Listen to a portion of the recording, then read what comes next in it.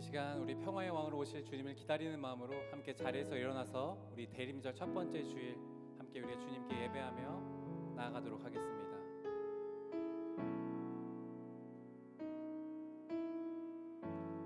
나의 소망 되신 주를 바라봅니다. 다시 오실 나의 왕 예수 주를 기다립니다. 한 번 더 나의 소망 되신 주님, 나의 소망 되신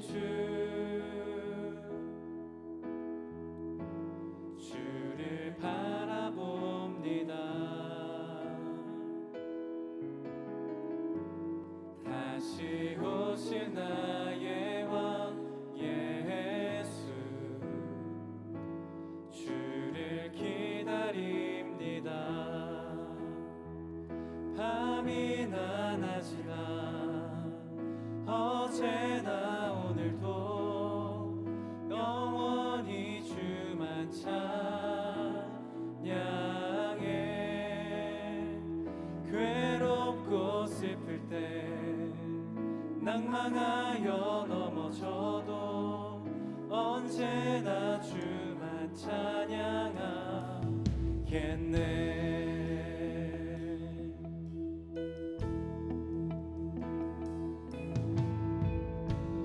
나의 소망 되신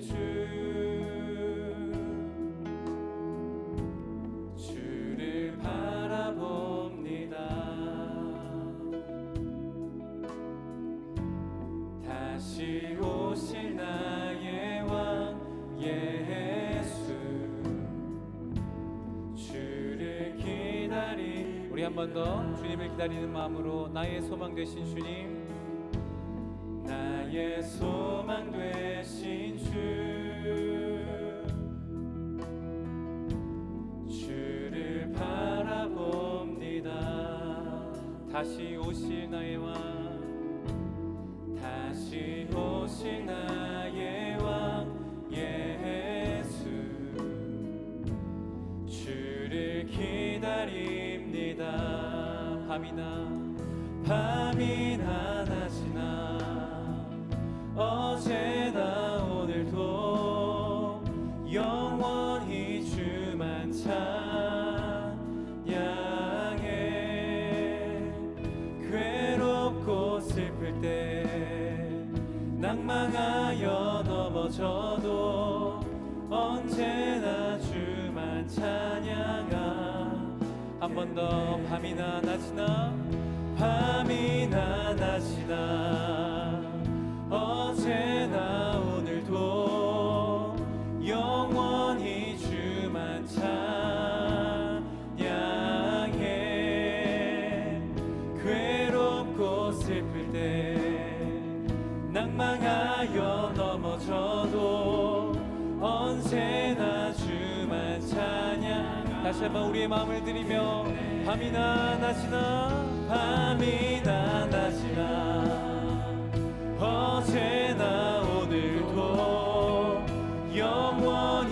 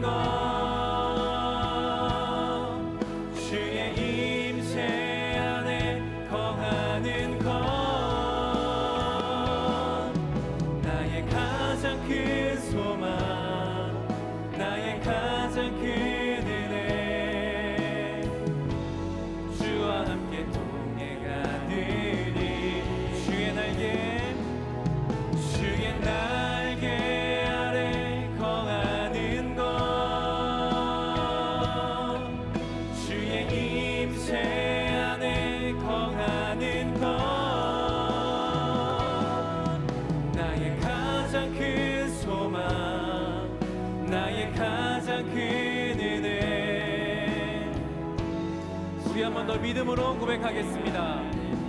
주의 날개 아래, 주의 날개 아래 거하는 것, 주의 임재 안에 거하는 것, 나의 가장 큰 소망, 나의 가장 큰 은혜, 주와 함께 동행하는 주의 날개 아래, 주의 날개 아래 거하는 것, 주의 임재 안에 거하는 것, 나의 가장 큰 소망, 나의 가장 큰 은혜, 주와 함께 동행하느니.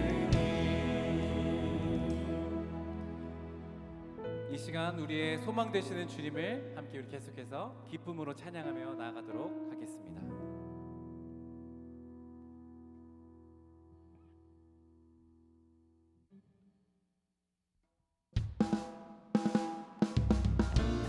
시간 함께 박수 치며 우리 기쁨 되시는 주님, 다시 오신 우리 소망 되시는 주님의 이름을 높이며 나가도록 하겠습니다.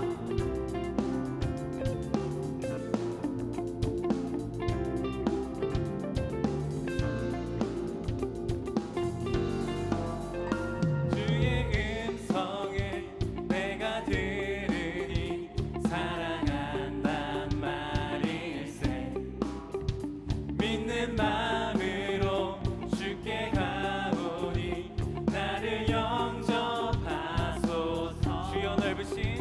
주여 넓으신 은혜 베푸사 나를 받아주시고,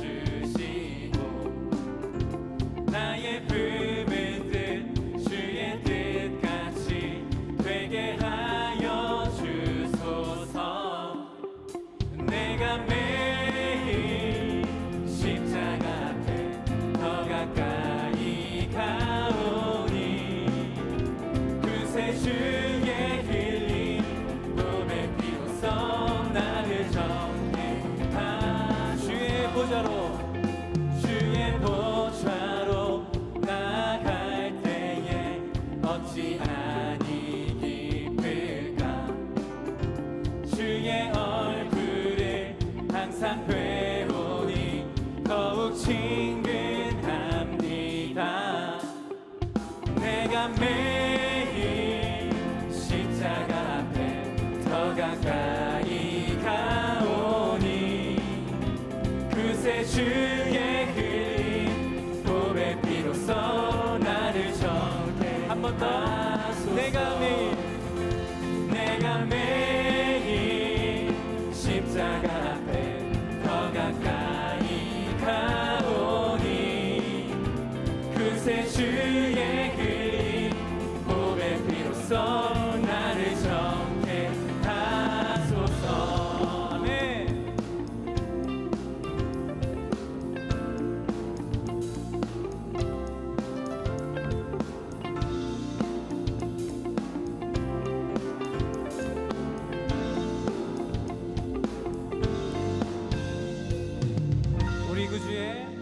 우리 구주의 넓은 사랑을 증량할 자 없으며, 주가 주시는 참된 꿈도 헤아릴 수 없도다.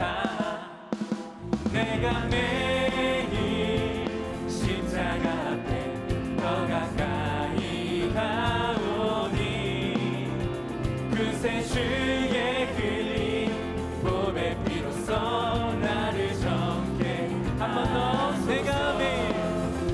내가 매일 십자가 앞에 더 가까이 가오니, 그새 주의 흘린 보배 피로써 나를 정케. 한 번 더.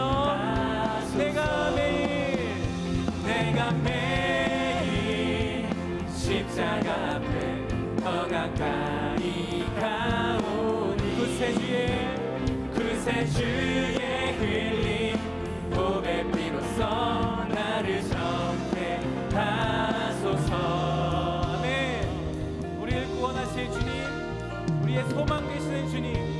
우리가 그 주님께 박수로 함께 영광 올려드리겠습니다. 아멘.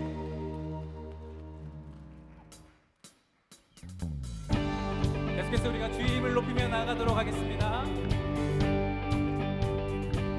찬양 중에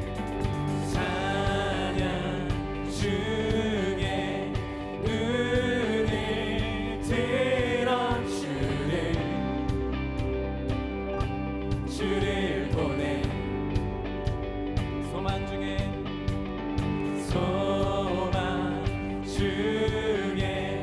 마음 다해 주만 나 바라네.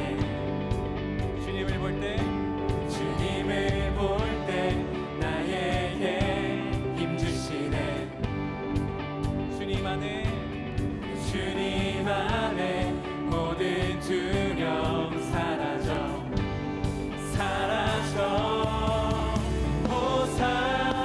호산나 호산나 구원의 주 하나님 찬양 받으신 주님 호산나 호산나 내 안에 임하셔서 주님의 뜻 이루소서. 주께 드린 마음 다한 기도 들으소서 주의 나라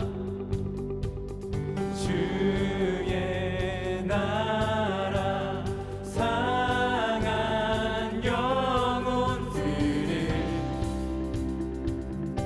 새롭게 해. 주님을 볼 때 나에게 힘 주시네. 아멘. 주님 안에 모든 두려움 사라져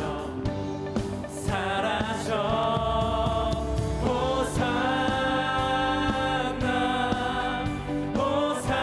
호산나 구원의 주 하나님 찬양 받으실 주. 한 번 더 호산나 호산나 호산나 내 안에 임하셔서 주님의 뜻 이루소서. 아멘.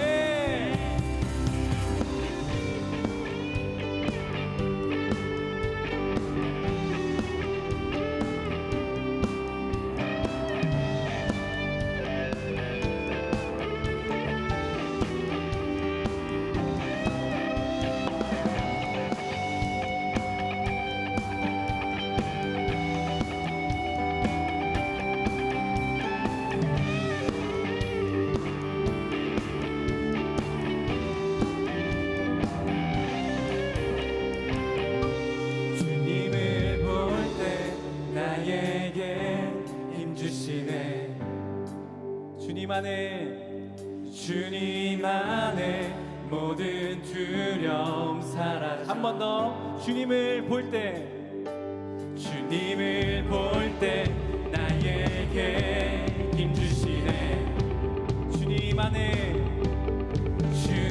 안에 모든 두려움 사라져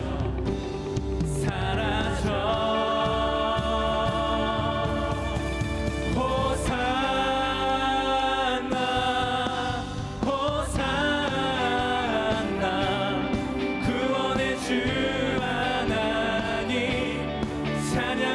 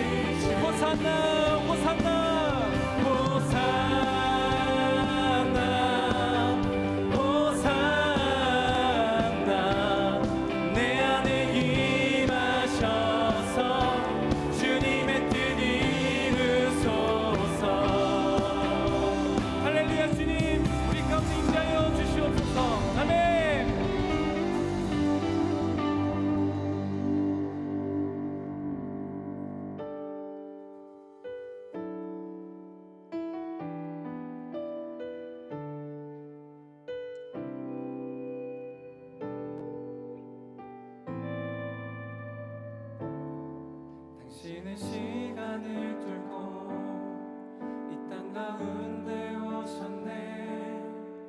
우리 없는 하늘 원치 않아 우리 삶에 오셨네. 자신의 편안 버리고 우리에게 평안 주셨네. 가장 낮은 자의 모습으로 우리 삶에 오셨네.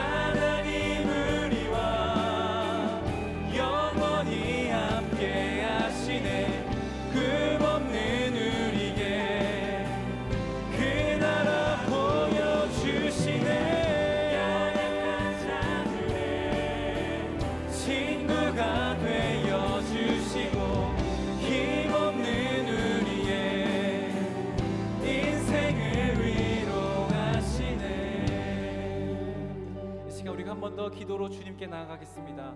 하나님, 당신은 시간을 뚫고 우리 가운데 임하신 주님이십니다. 우리의 삶의 소망이신 주님이십니다. 우리를 구원하신 주님이십니다. 하나님, 우리가 그 주님을 기다리는 이 대림의 절기를 시작하며 주님께 우리의 마음을 드리기 원하오니 주님 이 시간 성령으로 임재하시고 말씀 가운데 우리가 나아갈 때 말씀하여 달라고 시간 다시 한번 우리 기도로 하나님 앞에 나아가며 다시 한번 우리 기도하도록 하겠습니다. 함께 기도하겠습니다.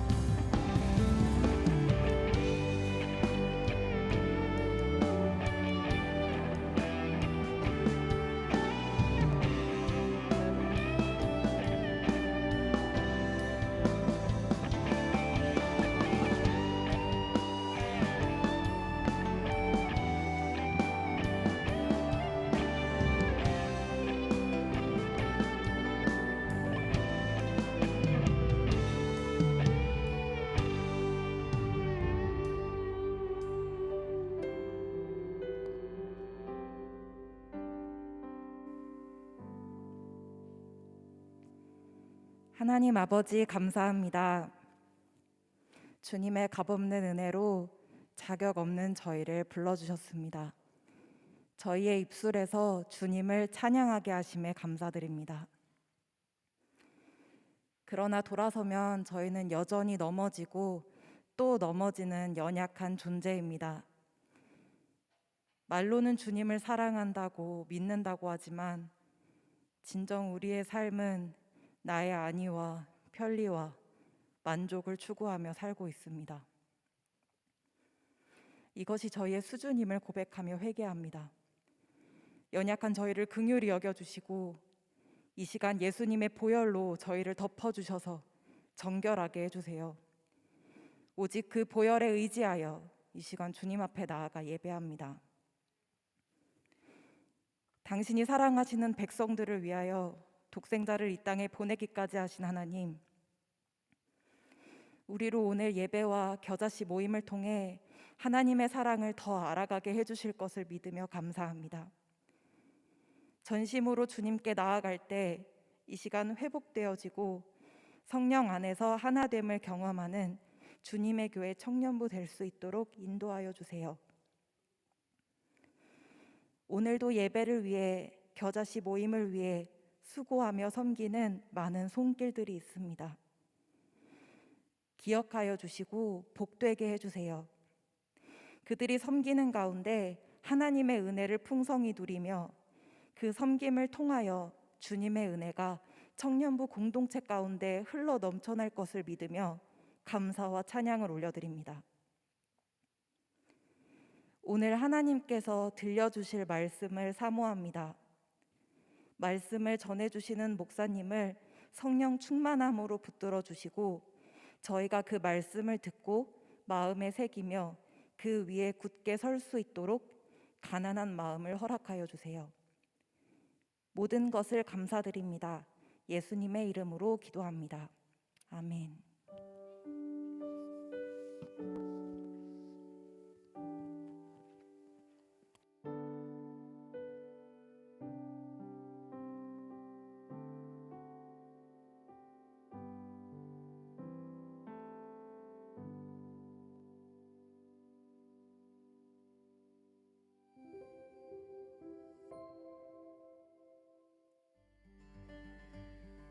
11월 27일 청년부 광고 안내드립니다.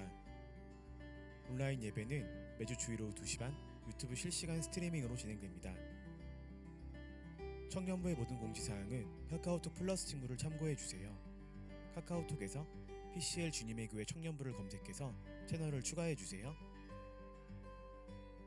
17기 정대한 형제, 33기 나성민 형제가 새가족 등록을, 18기 이유석 형제, 23기 이신석 형제가 새가족 교육을 수료했습니다. 청년부와 함께하게 된 여러분들을 진심으로 환영합니다. 2023년 청년부 임원단 선출을 위한 청년부 총회 안내드립니다.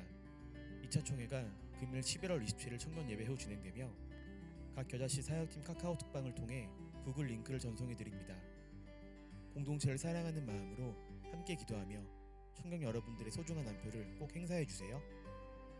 빵빵 연탄 나눔 안내드립니다. 12월 10일 토요일 오전에 진행되며 시간은 추후 공지 예정입니다. 인원은 80명 선착순이며 참가 비용은 00년생 이전 2만원, 00년생 이후 15,000원입니다. 신청은 나눠드린 안내제 링크를 참고해주시고 자세한 문의는 이경태 사랑나눔 팀장님께 해주세요. 빵빵 연타 나눔을 위한 펀딩 안내드립니다. 여러분들의 마음이 닿고 기도하신 후 기대하는 마음으로 펀딩 부탁드립니다. 참가 비용 및 모은 금액은 모두 연탄 구매 및 기부로 사용되오니 청년 여러분들의 많은 관심과 참여 부탁드립니다. 차이지 말고 차세요 축구 모임이 진행됩니다. 금일 오후 6시부터 8시까지 유수지 축구장에서 진행되며 누구나 참여 가능합니다. 신청과 문의는 황주산 형제에게 해주세요. 성탄절 예수님의 탄생을 축하하며 함께 찬양으로 특순에 참여할 청년들을 모집합니다. 12월 25일 주일 오후 청년 예배시 진행되며 대상은 주님의 교회 청년이라면 누구나 참여하실 수 있습니다. 연습 장소는 추후 공지 예정이며 자세한 연습 일정들은 카카오톡 주보를 참고해 주시고 자세한 문의는 박호진 회장에게 해주세요. 큐티의 민족이 금일 11월 27일 청년 예배 전후로 3층 로비에서 진행됩니다. 우편으로 받기 원하시는 분은 정금희 목사님께 신청해 주세요. 청년 예배는 유튜브 주님의 교회 청년부 채널에서 다시 보실 수 있습니다. 여기까지 11월 27일 청년부 주일 광고였습니다. 추워진 날씨 속에 하나님의 따뜻한 사랑이 넘쳐나는 한 주 되시길 바랍니다. 사랑하고 축복합니다. 감사합니다.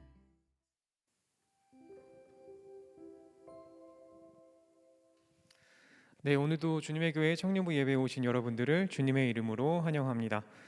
우리 오늘은 대림절 첫 번째 주일입니다. 그래서 예수님의 오심을 묵상하는 마음으로 우리 앞뒤 좌우에 계신 분들과 이렇게 한번 인사해 볼까요? 예수님이 이 땅에 사랑으로 오셨습니다. 예수님이 이 땅에 사랑으로 오셨습니다. 네, 제가 중요한 광고 3가지만 다시 한번 전달드리도록 하겠습니다. 첫 번째는 총회 일정에 관한 광고입니다. 오늘 예배 후에 2차 총회 선거가 진행되어지는데요. 화면에 보이시는 대로 이번 선거는 후보자들이 후보군별로 각 1명씩만 입후보했기 때문에 입후보한 후보자들에 대한 찬반 투표로 진행되어집니다. 투표는 예배 후에 각 겨자씨 그리고 사역팀 카톡방을 통해 그 투표 구글 링크가 전송된 후부터 오늘 저녁 6시까지 진행될 예정이니까요. 여러분의 소중한 한 표로 꼭 투표에 참여해 주시기 바라겠습니다. 두 번째로 빵빵 연탄 나눔을 위한 펀딩 현황을 말씀드리겠습니다. 현재까지 모인 펀딩 금액은 113만 9,960원이고요. 연탄 나눔을 신청한 인원은 53명입니다. 펀딩도 연탄 나눔 신청도 계속해서 진행되어지니까요. 여러분의 많은 관심과 기도와 참여 부탁드립니다. 마지막으로 다가오는 성탄절에 예수님의 오심을 축하드리며 기쁨의 찬양으로 함께 특순에 참여하실 청년들을 모집하고 있습니다. 청년부라면 누구라도 참여하실 수 있고요. 자세한 일정은 주보를 참고해 주시면 감사하겠습니다. 그리고 더 자세한 문의와 신청은 우리 청년부의 잘생긴 회장님이시죠. 저기 계시는데 박호진 회장님께 해주시면 감사하겠습니다. 네, 광고는 여기까지고요. 이제 하나님의 말씀을 함께 보겠습니다. 오늘 우리에게 주신 하나님의 말씀은 누가복음 3장 23절에서 38절까지의 말씀입니다. 이제 거룩하신 하나님의 말씀을 봉독할 때에 모두 자리에서 일어나 합독하시겠습니다. 예수 계시심을 시작하실 때에 30세쯤 되시니라.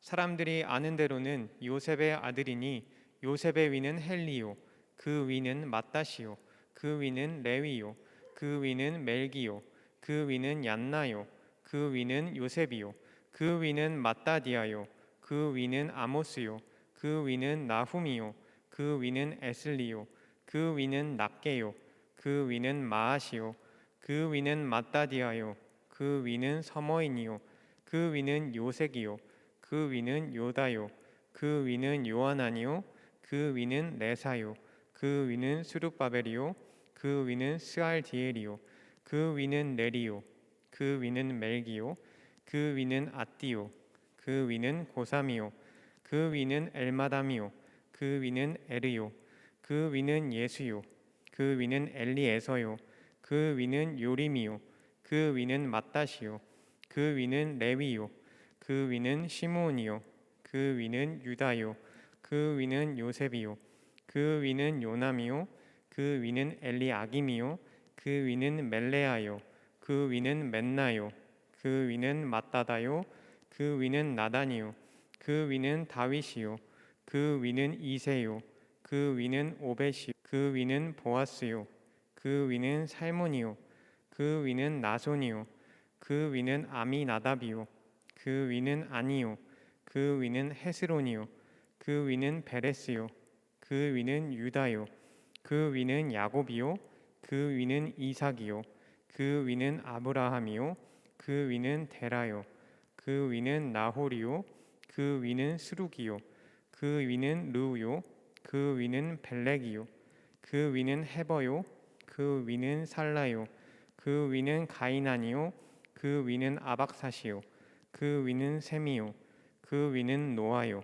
그 위는 레멕이요 그 위는 무드셀라요 그 위는 에녹이요 그 위는 야렛이요 그 위는 마하랄렐이요 그 위는 가이난이요 그 위는 에노스요 그 위는 셋이요 그 위는 아담이요 그 위는 하나님이시니라. 아멘.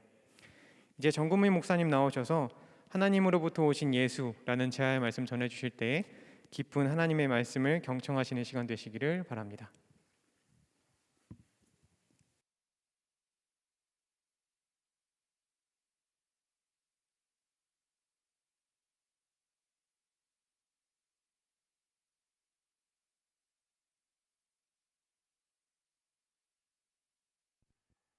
마이크를 제가 안 켰습니다. 죄송합니다.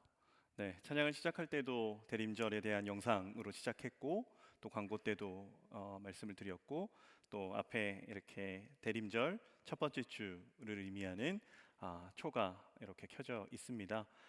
오늘을 대림절 첫 번째 주 시작으로 해서 이제 아기 예수로 이 땅에 오신 예수 그리스도를 기억하고 그리고 우리는 이 다시 오실 이제 재림 예수 그리스도를 기다리는 그 대림의 절기의 첫 번째 주일, 그리고 올해는 12월 25일이 성탄절이자 또 주일입니다. 성탄 주일이어서 성탄 주일 총 5주, 다섯째 주간을 대림절과 성탄절 또 성탄 주일로 이렇게 지켜감 속에 어떻게 대림절을 보내야 하는지 또 어떤 마음으로 이 대림의 기간을 살아야 되는지에 대한 부분을 오늘부터 시작해서 이 4주 그리고 성탄 주일까지 좀 이렇게 나누는 시간으로 채워갈 겁니다. 그런 가운데 오늘 이 대림절 첫 번째 주간 함께 나눌 말씀의 제목이 이 하나님으로부터 오신 예수라는 제목이에요. 우리가 예수 그리스도를 이야기할 때 예수 그리스도의 정체성 그리고 예수 그리스도의 정체성 속에서는 그분의 신성 그리고 그분의 인성 이런 부분을 우리가 좀 살펴가면서 이 땅에 오신 예수 그리스도 어디로부터 또 어떠한 부분으로 우리에게 오신 분이다라는 것을 이 누가복음의 이야기로 좀 살펴볼 겁니다. 성경에는 여러분들이 아시다시피 많은 족보의 이야기가 있어요. 이 구약에도 마찬가지고 그리고 신약으로 보자면 이 복음서에도 족보 이야기가 두 군데가 나타납니다. 하나는 예수 그리스도에 대한 또 이 마태의 기록이 있고 또 예수 그리스도에 대한 오늘 본문 누가의 본문이 있어요. 그래서 마태복음 1장은 시작부터 족보 이야기로 시작을 하고 오늘 본문 누가복음 3장에 보면 또 예수 그리스도에 대한 족보가 기록이 되어져 있어요. 그래서 오늘 세현 전사님이 광고 또 준비하시고 성경봉도 이렇게 하시면서 조금은 이제 그냥 워딩을 그대로 쓰면 이렇게 얘기했어요. 오늘 절면 어떡하지? 라는 부분이에요. 이제 성경 봉독을 이렇게 하는데 오늘 그 이름들이 많이 나열이 돼 있잖아요. 그리고 성경의 문체 자체도 어려운데 거기에 우리가 참 들어보지 못한 이름, 또 낯선 이름, 또 이름도 우리나라식의 이름이 아니기 때문에 되게 어려운 이름들이 많지요. 그래서 성경 통독 시에도 참 그냥 이렇게 좀 이렇게 점프하거나 그냥 이렇게 쓱 내용을 본다라기보다는 그냥 사람의 이름을 읊조린다라는 부분으로 이렇게 지나가는 경우들이 참 많이 있는 본문이 이 족보에 대한 부분이고 오늘 우리가 함께 읽은 누가복음 본문이에요. 이 마태에도 예수님의 족보가 나온다고 했고 누가에도 예수님의 족보가 나온다고 했는데 이 누가복음과 마태복음의 족보 동일한 예수 그리스도의 족보임에도 이게 같은 사람의 족보인가 라고 말할 정도로 마태의 족보와 누가의 족보가 그 기록이 달라요. 적어도 저의 족보다라고 말하면 저를 낳아주신 분, 아버지, 그 위에 할아버지, 그 위에 할아버지, 그 위에 할아버지면 이름이 같아야 되는데, 이 마태의 족보와 누가의 족보를 비교해 봤을 때는 그 한 반절 50% 이상이 이름이 다릅니다. 한 사람의 족보라고 말할 수 없을 정도로 좀 차이를 보이는 부분이다라는 거죠. 마태복음의 족보, 아브라함에서 시작해서 예수 그리스도까지 이제 하향식으로 쭉 내려오는 족보입니다. 그래서 아브라함의 자손, 아브라함과 다윗의 자손, 예수 그리스도의 계보다 세계다 하면서 아브라함으로부터 쭉 해서 족보가 요새 예수 그리스도까지 내려오는 족보입니다. 그래서 마태복음 1장을 적어도 마태복음 1장은 통독할 때 신약의 첫 번째 책이기 때문에 어느 정도 여러분들이 접해 보셨을 거예요. 거기 보면 익숙한 또 눈에 익은 단어들이 나옵니다. 예수님의 족보를 얘기할 때 이렇게 얘기하죠. 아브라함부터 다윗 때까지 성경을 읽어보신 분이 이거 몇 대로 나눠져 있는지 아십니까? 14대. 아브라함부터 다윗 때까지 14대다. 그리고 다윗부터 바벨론 포로 때까지가 14대다. 그리고 바벨론 포로 때부터 시작해서 예수님까지 14대다 라고 해서 이 세 부분으로 14대, 14대, 14대로 정확하게 나눠지고 마지막에 보면 42명이다 라고 언급이 돼요. 그런데 실제로 보면 42명 아니고 41명이에요. 그래서 왜 42명으로 했을까? 성서학자들은 그냥 대략 이렇게 생각합니다. 다윗이 2번 언급돼요. 그래서 아브라함부터 다윗 때까지 14대, 또 다윗 때부터 바벨론 포로 때까지 14대, 바벨론 포로 때부터 예수 그리스도까지 14대. 그래서 기록된 인물은 41명인데 42명이라고 표현한 건 다윗이 2번 언급됐기 때문이다 라고 얘기하는 것이고, 그런데 이 14대, 14대, 14대라는 부분을 이 시간적인 개념으로 봤을 때 아브라함부터 다윗 때까지 이 14대다라고 말할 때는 약 1000년의 시간입니다. 그리고 이 다윗 때부터 바벨론 포로기 때까지는 한 400년에서 450년 사이 정도예요. 그리고 바벨론 포로 때부터 예수 그리스도 때까지는 약 500년 정도의 시간입니다. 그러면 1000년의 시간, 그리고 400년의 시간, 그리고 500년의 시간을 14대로 나누는데 어떻게 이것을 정확하게 14대로 나눌 수 있었을까? 라는 부분으로 말하자면 중간에 삭제된 인물들이 상당히 많았을 거다라는 거죠. 아브라함부터 다윗 때까지 1000년의 시간도 14명이 언급돼 있고 400년의 시간도 14명, 그리고 500년의 시간도 14명이라는 것은 사람이 그 첫 번째 14대 때는 장수했다라고 표현할 수는 없고요. 그때는 이제 의도적 기술이다라고 얘기를 합니다. 이 마태 저자의 의도적 기술이라는 건 뭐냐면 예수님께서 이 땅에 오셨는데 어떻게 오셨느냐? 왕으로 오셨다? 유대인의 왕으로 오셨다라는 것을 강조하는 것이 마태복음의 족보라는 것은 여러분들이 들어보셔서 많이 아실 거예요. 그래서 유대인들을 위한 복음서가 마태복음서고, 왕으로 오신 예수 그리스도를 강조하기 위해서 다윗을 2번이나 언급하고 14대로 나눈 이유는 이 영어 알파벳도 마찬가지 히브리어 알파벳에 대한 부분도 이 처음부터 끝까지 1부터 400까지 숫자가 매겨집니다. 다윗의 이름이 그 숫자를 합치면 14예요. 그래서 14대, 14대, 14대로 한 건 그 민족의 왕이신 다윗, 그리고 그분의 후예로 오신 이 땅의 진정한 왕이신 예수 그리스도를 강조하기 위해서 14대로 왕의 계보를 가지고 이 땅에 오셨다라는 것을 강조하는 마태의 족보의 의도적인 기술이다. 그리고 그 시작을 아브라함으로 라고 말한 것은 이 아브라함으로 시작해서 유대인들이 이 이스라엘 지파가 완성이 되었고, 예수 그리스도는 이스라엘의 선민의 왕으로 오신 예수 그리스도를 말씀하신 것이다 라는 것이 이 마태의 족보의 이 어떻게 보면 편집자의 의도적 기술로 인해서 누가복음과의 차이가 생겨났다라는 거지요. 같은 인물임에도 불구하고. 그러는 가운데서 이게 왜 이렇게 차이가 있는가? 방금 말씀드린 대로 한 사람의 이야기임에도 불구하고 등장하는 사람들의 수를 제외하고서라도 다윗의 아들이 마태복음에는 솔로몬으로, 우리가 너무나 잘 알고 있죠. 다윗의 아들은 솔로몬이에요. 그래서 그 왕위가 계승됩니다. 근데 우리 역시 그렇게 알고 있지만 본문에는요, 다윗의 아들이 나단이다라고 나와 있고, 또 마태복음에는 예수님의 할아버지가 야곱이라는 반면에 본문에는 이 예수님의 할아버지가 헨리라고 나와 있다라는 것. 이 두 족보가 한 사람의 족보라고 보기 힘들 정도로 내용이 다르다라는 것. 그럼에도 성서학자들은 이 부분이 완벽하게 이것이다라고 정확하게 설명하지는 못합니다. 지금도. 그럼에도 거기서 가장 권위 있는 부분의 신학적인 부분으로 접근은 이렇게 해석을 한다고 해요. 그 중에서 받아들여지는 설명 중에 하나는 이 마태는 요셉이라는 사람을 중심으로 해서 족보가 기록됐고, 누가는 마리아, 예수님의 육신의 어머니인 마리아를 중심으로 해서 그 족보가 기록이 되어져 있다라는 거지요. 실제로 유대 랍비의 문헌에서 이 마리아의 할아버지가 헨리라고 나오는 부분, 그리고 요셉이 그 집안과 무남 동녀인 마리아 그 집안과 결혼을 해서 그 당시에는 아들이 없는 집안에서 딸이 결혼을 했을 때 그 딸의 가계의 구도를 잇는 사람이 대릴사위가 돼서 연결되어지는 부분의 혼인법이 있는 유대 고대 근동의 결혼 풍습 속에서는 이 누가복음의 족보는 마리아의 혈통을 따라서 이렇게 나열한 것이고, 마태는 요셉의 족보를 따라서 나열한 것이기에 그 언급되는 이름은 다르다라는 것으로 좀 이야기를 한다라는 거예요.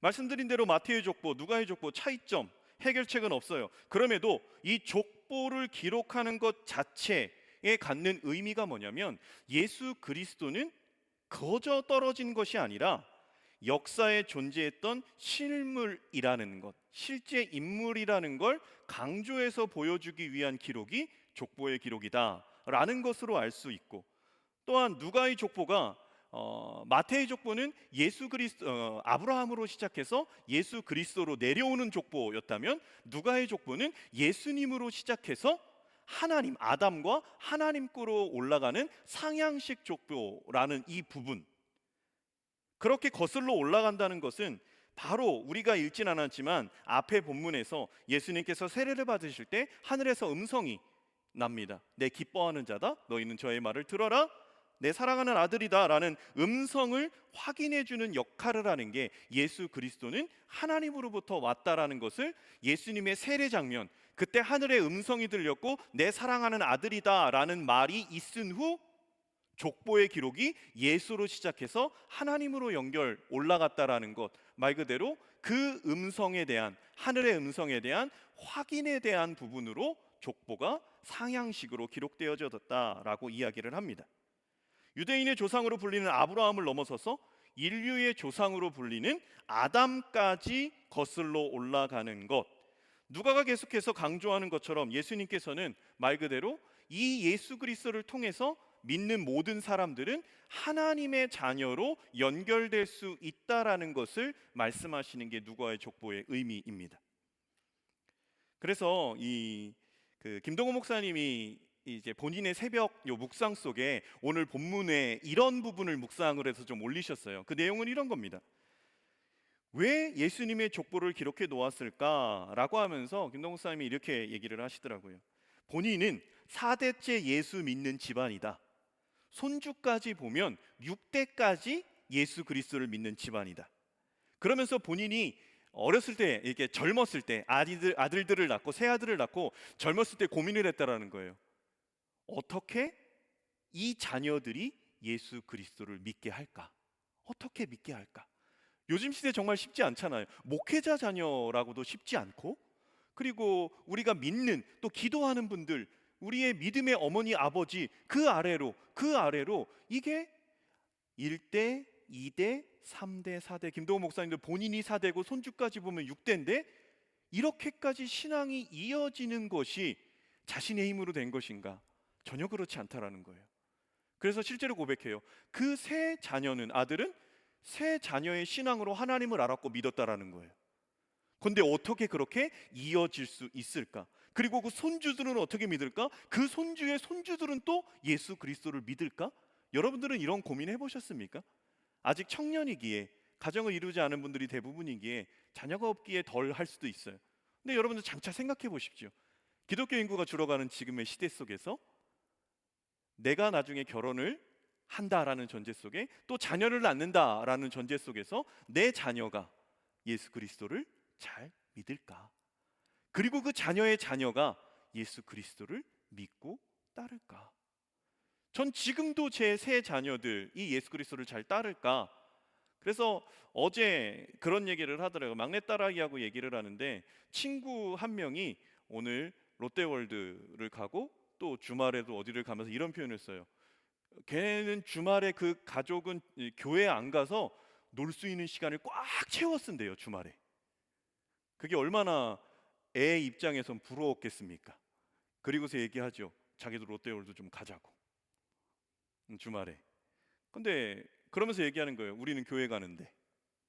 그래서 제가 거기다 이런 얘기는 했어요. 하나님을 잘 믿는 게 가장 복이다, 기쁨이다라고 하는 때가 너에게 분명히 올 거야 라고 얘기했어요. 어떻게 보면 기도 제목이지요. 그래도 장담 못해요. 앞으로 중학교, 고등학교, 대학교 가고 성인이 되고 여러분들 나이가 됐을 때 신앙의 영역 안에 과연 있을까? 근데 김동호 목사님은 그런 고민을 하는 거예요. 그러면서도 본인이 4대째 믿어온 부분도 너무 감사하고, 그리고 자신의 아들들 그리고 손주들도 이렇게 신앙생활을 하는 것에 있어서 너무 감사하고, 그리고 예수님의 족보를 그 시각으로 봤을 때 이것이 얼마나 은혜롭고 대단한 일인가.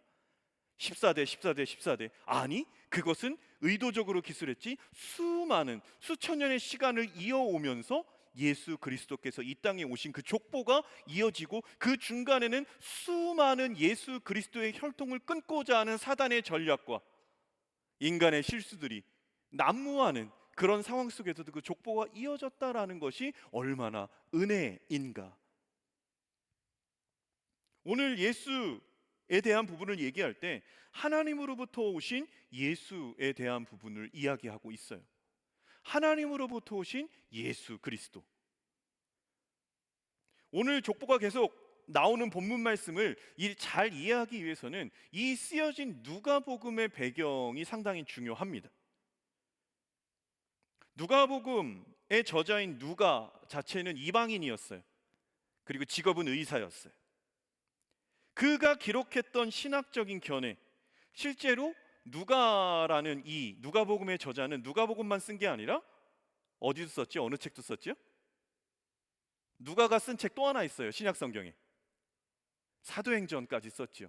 그리고 실제로 누가는 사도 바울과 선교 여행에 동참했던 사람이에요. 가장 측근에서 말 그대로 이방인들에게 하나님의 복음을 전하고, 그 이방인들에게 하나님의 복음이 전달되는 것에 있어서 체험 삶의 현장, 선교 삶의 현장에 있었던 사람이 누가였고, 그러한 신학적 견해 그리고 선교적 체험을 가지고 누가복음과 사도행전을 기록했다라는 거죠.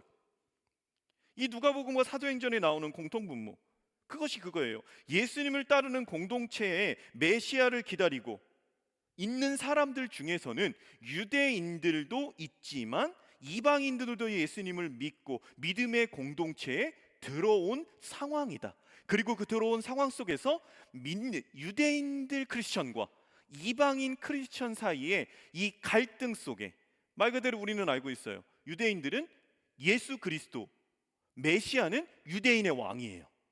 유대인의 왕, 우리들만을 위해서 오신 예수 그리스도예요. 그런 자들에게서 실제로 사도행전 15장에 보면 예루살렘 공의회에 이방인에게도 복음을 전하는 것, 세례를 주는 것이 합당하다라는 부분에 있어서의 결의를 하고 이방인에게 복음을 전하는 것이 공식화돼요. 공식화됐지만 그럼에도 초대교회 안에는 이방인과 유대인, 그리스도인들 사이에 수많은 분쟁과 어려움과 갈등들이 나타나죠. 그게 서신서에 많이 등장해요. 갈라디아서도 그렇고 사도행전 자체에서도 그렇고. 유대인들 가운데 이방인들이 예수님을 믿고 새로운 공동체에 들어오는 것을 못마땅한 그들, 사도 바울과 누가는 이 점에 있어서 예수님이 오신 이유는 유대인을 위해서 오셨을 뿐만 아니라 이방인들을 위해서도 오셨다라는 것을 그의 신학적인 견해, 체험적인 삶의 경험으로 계속해서 기록하고 이야기하고 있다라는 겁니다. 그 배경 가운데 오늘 본문의 말씀인 예수님의 족보가 나오는 거예요. 그런 배경 속에서 이 누가복음에 나오는 족보와 마태복음에 나오는 나오는 견해의 차이가 가장 중요한 게 이것이지요. 실제로 누가복음은요, 소외되고 가난하고 억눌리고 말 그대로 나그네와 여인들에게 집중해서 성경을 기록하는 부분에 그들의 관점, 그들의 시각에서 성경을 기록한 것이 누가복음입니다. 간단하게 다시 말씀드리면 마태 1장에 나오는 예수 그리스도의 계보, 아브라함까지만 추적하게 돼요. 그 말은 마태복음은 유대인을 대상으로 쓰여진 것이다. 예수님이 유대인을 위해 오셨고 유대인들의 메시아가 되신다라고 하면서 아브라함이 믿음의 조상이다 라고 말하고 아브라함으로 시작을 하고, 아브라함을 통해서 많은 자손이 나오고 이스라엘 백성이 나오고 하나님께서 선택한 민족으로 삼아주셨다. 그렇기 때문에 마태복음은 예수님의 계보를 아브라함까지만 얘기하는 거예요, 그 대상이. 하지만 오늘 본문 23절로 38절 다시 읽으라고 그래도, 그리고 읽고 내용을 정리해 보라고 그래도 도저히 정리할 수 없는 사람 이름의 나열. 저희가 알 수 있는 사람은 손가락이 꼽을 정도로 모르는 사람이 많은데 결국에는 예수님의 탄생까지는 요셉의 아들로 시작해서 아브라함, 다윗, 아담까지의 계보를 쫓아서 올라간다라는 거죠. 이렇게 누가 예수님의 정체성, 이스라엘의 왕권, 다윗에 대한 부분을 언급하면서 이스라엘에 대한 왕권을, 법적 권리를 증명하고, 또한 그것뿐만 아니라 아담까지 얘기하면서 모든 인류의 사람들은 예수 그리스도를 통해서 하나님께 올라갈 수 있다라는 것을 유대인 그리스도인들에게도 그리고 이방인 그리스도인들에게도 분명히 전달하고 있는 거죠. 이런 개념에 있어서 유대인의 입장에서는 우리 한국 사람들, 지금 이 자리에 있는 여러분 모두는 다 이방인들이죠. 그런 개념에 있어서 우리가 누가복음을 바라보는 시각이 있어서는 누가복음의 족보를 읽을 때 우리는 은혜가 있어야 돼요. 그 부분이 이런 부분이 이렇게 해서 예수로 시작해서 하나님으로 올라가는구나. 그리고 예수를 통하여 우리가 하나님의 양자의 영, 성령의 영을 받고 하나님의 자녀가 될 수 있구나 라는 것을 이 땅 가운데 선포한 게 누가복음의 족보다라는 거죠. 그러는 가운데 이렇게 얘기합니다. 오늘 본문에서 예수님이 가르치심을 시작하실 때 30세쯤 되었더라라고 나와요. 30세, 30살쯤 되었다라고 나오죠. 그런데 성경에 보면 이 나이에 대한 언급이 많이 나옵니다. 나이에 대한. 그래서 우리는 알고 있죠. 모세가 출애굽 지도자로 이렇게 사역을 시작할 때가 몇 세입니까? 80세 시작이 되죠. 노아가 하나님의 명령을 받고 방주를 짓고 할 때 그때가 몇 세예요? 600세예요. 아브라함이 본토 지짝 아비 집을 떠나 내가 내게 지시할 땅으로 가라 라는 말씀을 들었을 때가 몇 세죠? 75세예요. 성경은 그런 나이를 기록해요. 근데 오늘 본문에 30세라고 기록을 하죠. 근데 성경의 이 30이라는 부분도 많은 영역에서 동일합니다. 이렇게 얘기할 수 있겠어요? 요셉도 예수 그리스도의 예표적인 사람이죠. 왜냐하면 요셉이 꿈을 해석함으로 총리가 되고 모든 곡식을 다 모으고, 그리고 요셉으로 인해서 애굽과 그 모든 지경에 있는 사람들이 다 먹고 살았어요. 예수 그리스도의 예표적인 인물이에요. 요셉이 총리가 될 때도 30세쯤 되었다라고 성경은 기록해요. 그리고 다윗이 또 예수 그리스도의 예표적인 인물이죠. 다윗의 장막을 세운다라고 할 때 이 다윗도 헤브론에서 유다 왕이 될 때, 유대의 왕이 될 때도 30살에 왕이 됩니다. 그리고 예수님이 오실 길을 예비했던 세례 요한도 30세부터 그 사역이 시작되고, 오늘 본문에 나오는 예수 그리스도 또한 30살에 그 사역 30세쯤에 시작되었다라는 부분에 있어서는 이렇게 성경에서 어떻게 보면 의도적으로 맞춘, 하나님의 섭리 속에서 맞춘 부분이 있을 뿐만 아니라 예수님께서 이 땅에 왕으로도 오셨지만 예수 그리스도라고 말할 때 이 그리스도는 기름 부음 받은 자지 않습니까? 기름 부음은 왕이 받고 선지자가 받고 제사장이 받는데 우리가 너무나 이렇게 잘 알고 있죠. 그 가운데 레위인이 성막에서 봉사하는 나이의 시작이 30살부터 시작을 해요. 그래서 25살에 부름을 받아서 5년 동안은 인턴십 과정을 갔습니다. 그리고 실제적으로 30살부터 성막에서 자기가 무엇을 해야 되는지에 대한 정확한 임무를 받고 성막 봉사를 하는 게 30살부터다라고 얘기를 할 때는 예수님께서 30세쯤 되었더라라고 말하는 성경 저자의 의도는 예수님께서 다윗이 왕이 된 것처럼, 요셉이 총리가 돼서 그 모든 부분을 살렸던 것처럼, 그리고 세례요한을 시작했던 것처럼, 그리고 제사장이신, 이 땅에 우리 가운데 오신 영원한 대제사장이신 예수 그리스도께서 원래 하나님께서 세운 율법의 조항처럼 30살쯤 되어서 그 사역을 시작하셨다라는 것을 이 신구약을 통해서 예수님의 이 땅에 오셔서의 왕권의 사역, 그리고 제사장의 사역, 선지자의 사역을 이 신구약을 통해서 증거하는 부분으로 이야기하는 것이 예수님께서 30세쯤 되었더라라는 것이다라고 성경학자들은 이야기합니다. 그러는 가운데 30세쯤 되었더라라고 말하면서 이제 이렇게 기록을 하지요. 사람들이 아는 대로 요셉의 아들이니 라고 나와요. 근데 이 부분이 오늘의 조금 우리가 함께 고민하면서 이 대림절 기간을 어떻게 보낼까에 대한 부분을 조금 묵상하고 또 스스로를 돌아보는 문구입니다. 사람들이 아는 대로 요셉의 아들이니 요셉의 위는 헬리오 하면서 이제 등장이 되죠. 사람들이 아는 대로 요셉의 아들이다. 요셉은 목수였어요. 그리고 예수 그리스도를 그 주변의 사람들은 목수의 아들로 알고 있고, 그 집에서 자란 목수의 아들이 어찌 메시아냐, 어찌 그리스도냐 라고 말하고 있는 이 사람들이 아는 대로. 그러는 가운데 여러분들에게 질문하고 싶은 거예요. 이 사람들이 아는 대로라는 부분에 있어서 여러분들에게도 동일하게 질문합니다. 예수님께서 이 땅에 오셨고 그러한 족보로 예수 그리스도로 하나님까지 연결되어져 나아가요. 그런데 거기에 삽입되어 있는 문구, 사람들이 아는 대로 요셉의 아들이다.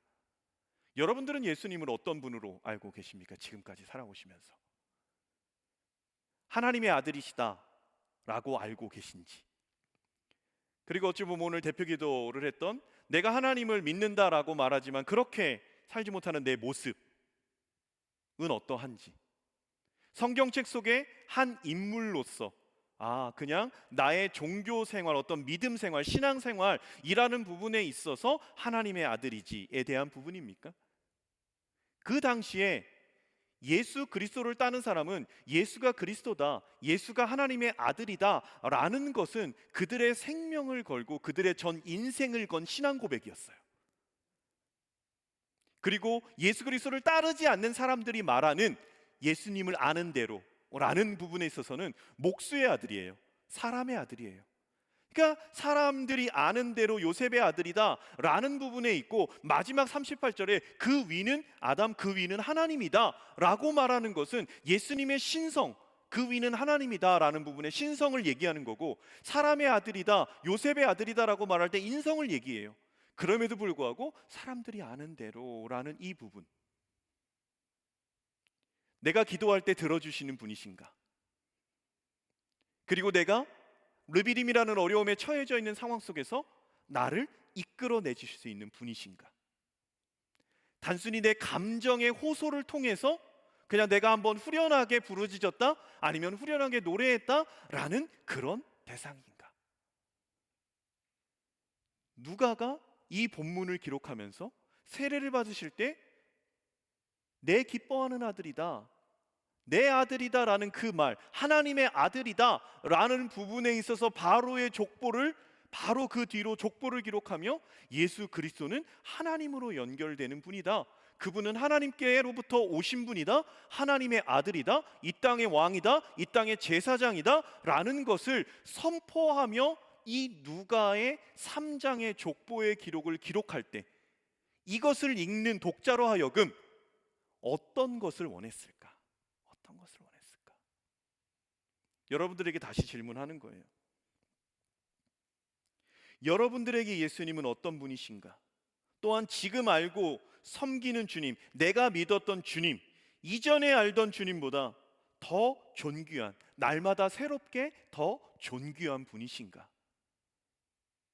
예수 그리스도로 무엇인가를 내려놓을 수 있는, 마치 마태복음 13장에 나오는 밭에 감추인 보아, 좋은 진주를 구하는 장사, 밭에 감추인 보아, 발견했을 때 내 모든 것을 팔아 그것을 사도 손해가 아니다라는 기쁨이 나에게 예수가 그런 분이신가? 하나님께로부터 예수가 좋은 진주를 구하는 장사, 그 진주를 너무도 구하고 싶어서 그 진주를 찾는 것에만 전 인생을 들인 장사꾼, 그리고 그것을 발견했을 때 자신의 모든 것을 들여서 그 진주를 사.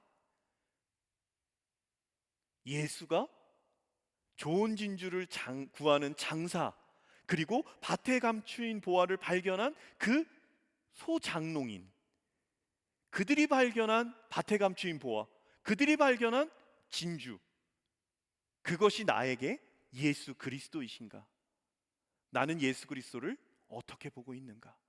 하나님으로부터 오신 예수 그리스도는 이 땅 가운데 유대인이나 헬라인이나 다른 어떤 이방인이나 나를 통해서 하나님께로 올라갈 수 있다는 전 인류적 구원을 선포했고, 그 하나님 나라의 회복의 결정타를 날린 게 십자가의 사건이죠. 그것을 위해서 예수님께서 이 땅에 오셨다라는 거예요. 그리고 단순히 우리가 주일에 예배를 드리는 것으로만이 아니라 예배 드리는 자로서의 고백은 하나님이 주인이시다, 그리고 그분이 우리에게 아들까지 내어주신 이유가 무엇인가, 그리고 그 아들을 이미 우리에게 허락하신, 그리고 다시 오실 예수 그리스도를 기대하는 우리는 어떻게 살아가야 되는가에 대한 부분을 우리는 날마다 특히 이 대림절의 기간 우리는 예수님이 누구신가에 대한 부분에 있어서 정말로 스스로에게 물어봐야 돼요. 예수님이 나에게 누구신가? 예수님이 나에게 어떤 분이신가? 말씀을 마무리하며 여러분들에게 질문 드립니다. 여러분, 예수님은 여러분들에게 어떤 분이십니까? 왕이십니까? 여러분들의 죄를 하나님 앞에 가지고 가는 대제사장이십니까? 여러분들에게 명령하실 수 있는 분입니까? 여러분들을 따뜻하게 끌어안아주는 아빠, 아버지이십니까? 그리고 내 모든 것을 다, 내 젊음과 내 시간과 내 마음을 다 쏟아내어 드려도 그것이 전혀 아깝지 않을 만큼 나에게 가장 큰 기쁨과 내 가치 기준의 가장 우선순위 되는 분이 예수 그리스도이십니까? 그분은 이 땅에 왜 오셨을까? 그리고 나에게 무엇을 원하시는가? 이것을 계속해서 묻고 나아가는 것이, 그리고 그것을 묻고 그 응답을 받고자 기다리는 것이 여러분 진정한 대림절의 기간이 될 줄 믿습니다. 이 시간 함께 좀 찬양하며 나아갈 겁니다. 이 세상 가장 아름다운 순종의 눈물, 온 세상 다시 빛나게 한 생명의 눈물, 지으신 그대로 회복시키신 우리의 창조주 그리스도, 십자가의 길로 아버지 뜻 이루셨네, 그가 이 땅에 오시니요. 우리가 이 한 구절 한 구절, 한 소절 한 소절 함께 찬양하며 다윗의 자손 예수 그리스도, 하나님으로부터 오신 예수 그리스도, 전 인류를 위해 오신 예수 그리스도, 그리고 나를 위해 이 땅에 오신 예수 그리스도, 그분이 나에게 어떤 분이신지, 나에게 무엇을 원하시는지 시간 다 함께 일어나셔서 함께 결단하며 그리고 함께 기도하며 나아가도록 하겠습니다. 이 세상 가장 아름다운 순종의 눈물, 온 세상 다시 빛나게 한, 온 세상 다시 빛나게 한 생명의 눈물, 생명의 눈물, 그가 이 땅에 오신 이유, 죽어야 살게 되고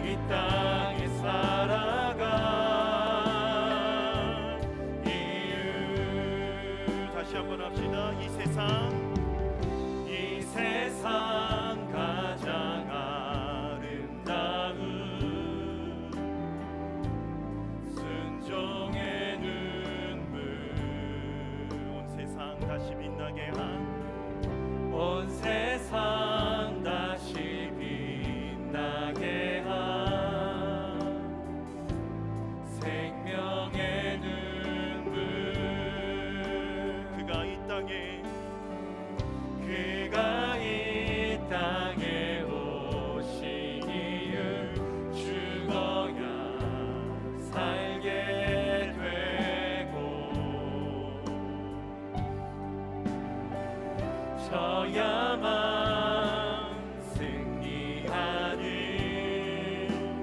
놀랍고 영원한 신비 지으신 그대로 회복시키 우리의 창조주 그리스도 십자가의 길로 아버지 뜻 이루셨네. 그가 이 땅에 오신 이유 이제 우리에게 맡겨진 그 소망 그 사랑 그 생명 아름답고 눈부신 십자가의 길 우리가 이 땅에 살아갈 이유.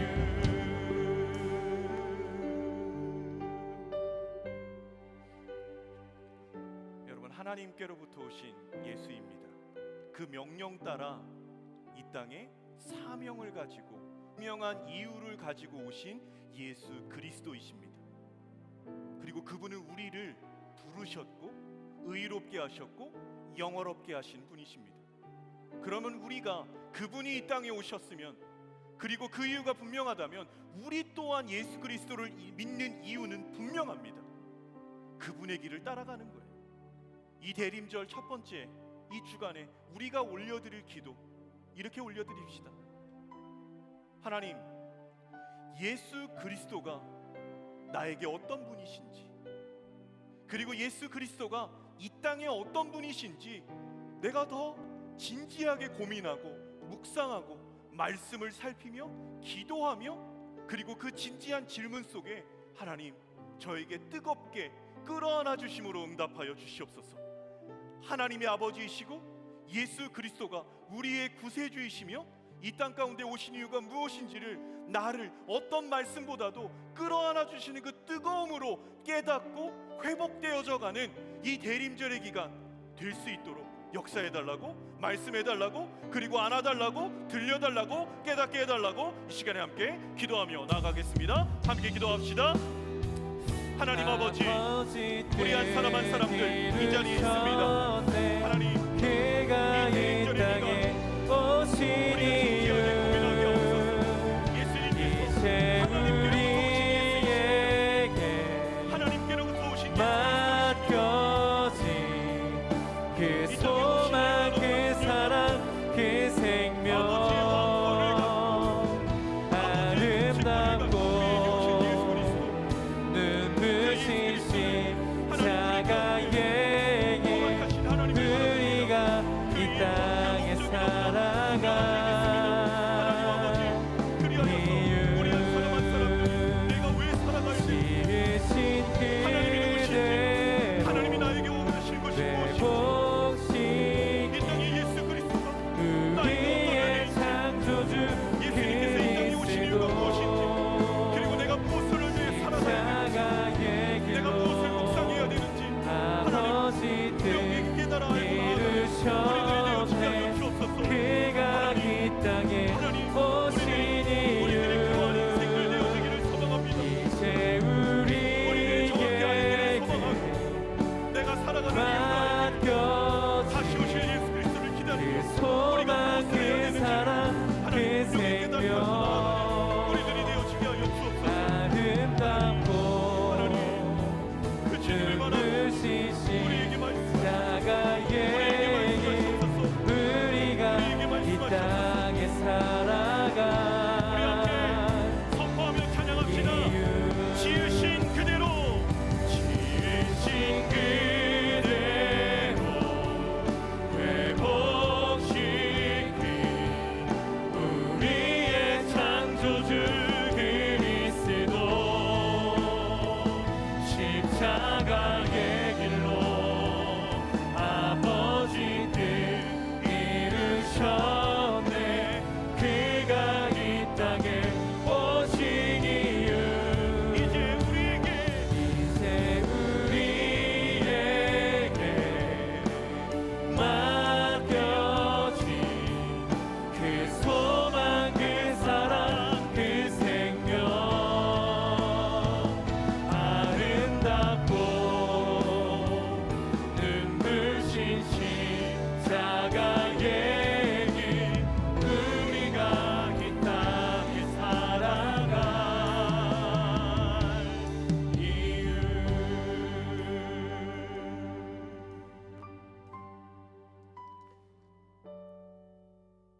하나님 아버지, 세상은 성탄이 하나의 문화가 되고 축제가 되고 즐길거리가 되어 거리와 백화점들은 형형색색의 전구 장식과 크리스마스 트리를 합니다. 하나님, 우리가 그것을 같이 기뻐하는 부분에 있어서는 왜 기뻐해야 되는지 우리가 더 명확하게 알고 기뻐하게 하여 주시옵소서. 그러한 것들을 시대적 풍조 속에 즐기는 것이 아니라 이 대림절의 기간, 이 성탄절을 기다리는 이 대림의 기간 속에 우리가 무엇을 기도하고 무엇을 마음에 품고 살아가야 되는지 더 정확하게 알게 하여 주옵시고, 하나님이 누구신지, 그분이 왜 아들을 이 땅에 보내셨는지, 그리고 그 아들에게는 어떤 사명이 있는지, 그리고 그분을 믿고 따르는 사람들은 또 그분이 우리를 어떻게 불러주셨는지, 예수님께서 이 땅에 오신 이유와 그 이후에 합당한 그분을 믿는 자들의 삶으로 나아가는, 그것을 고민하며 나아가는 저희들의 대림의 기간이 될 수 있도록 하나님 끌어안아 주시고 말씀하여 주시고 깨닫게 하여 주시옵소서. 그리하여서 누군가 나에게 예수 그리스도가 누구냐라고 물었을 때 그분이 나의 왕이고 그분이 내 죄를 사하셨고 내 생에 가장 귀한 분이다라는 것을 그 어떤 마음에 걸림 없이 기쁨으로 말할 수 있는 그러한 고백의 탄성들이 넘쳐나는 저희들의 삶이 되어지게 하여 주옵소서. 오늘도 정한 예물 아버지 앞에 올려드렸습니다. 하나님, 쓰이는 곳마다 함께하여 주셔서 하나님이 누구시고 예수 그리스도가 이 땅에 왜 오셨는지를 분명히 알아가고 깨달아가는 그곳에 쓰여지는 예물 되어지게 하여 주옵소서. 이제는 우리 주 예수 그리스도의 크신 은혜와 하나님 아버지의 사랑하심과 성령 하나님의 교통하심이, 하나님께로부터 오신 예수, 그 이유와 목적을 온전히 깨달아 그 길로 온전히 나아가기로 결단하는 한 사람 한 사람 머리 위에와 모든 삶의 발걸음 위에 이제로부터 영원까지 함께 하옵시기를 간절히 축원하옵나이다. 아멘.